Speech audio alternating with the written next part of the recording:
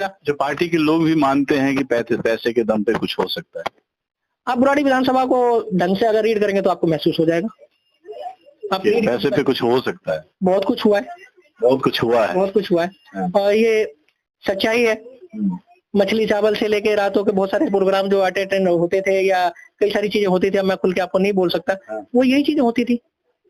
तो जैसे कि आप विधायक जी से या आम आदमी पार्टी से तो दूरी बना रखा है आपने, तो अब तो खुल के बोल ही सकते हैं आप। नहीं, मेरी दूरी देखिए, मेरी पार्टी से दूरी नहीं है। मैं पार्टी का सिपाही हूँ। मैंने पार्टी नहीं छोड़ी है और ना छोड़ूंगा।